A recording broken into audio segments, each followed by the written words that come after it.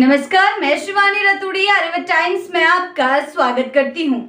बिहार में जैसे जैसे विधानसभा चुनाव की आहट तेज हो रही है, वैसे वैसे राजनीतिक बयानबाजियों की तीव्रता भी बढ़ती जा रही है। इस बार सियासी पिच पर भाजपा के प्रदेश अध्यक्ष दिलीप जायसवाल और जन स्वराज के संयोजक प्रशांत किशोर आमने सामने आ गए हैं।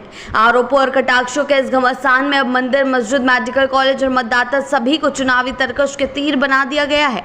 बेगूसराय की जमीन पर खड़े होकर प्रशांत किशोर ने दिलीप जायसवाल पर तीखा हमला बोलते हुए कहा है कि ये वही लोग हैं जो गरीब, पिछड़े और अल्पसंख्यक बच्चों के लिए बने मेडिकल कॉलेजों पर कब्जा कर चुके हैं और अब मंदिरों की आड़ में अपनी राजनीति चमकाना चाहते हैं।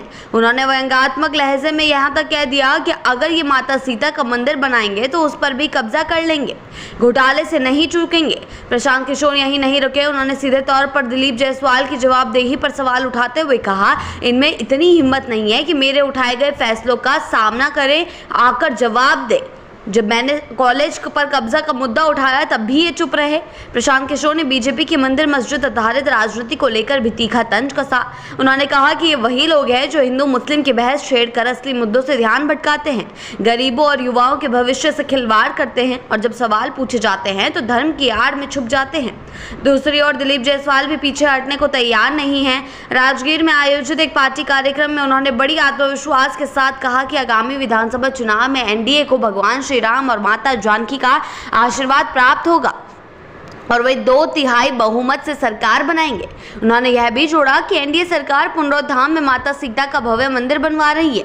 उन्होंने श्री राम मंदिर का हवाला देते हुए कहा कि अब माता जानकी का मंदिर भी उस श्रद्धा से बनेगा। चुनावी समर शुरू होने से पहले ही बिहार में यह सियासी घमासान कई मुद्दों को केंद्र में ला चुका है: धर्म, शिक्षा, भ्रष्टाचार और सार्वजनिक जवाबदेही।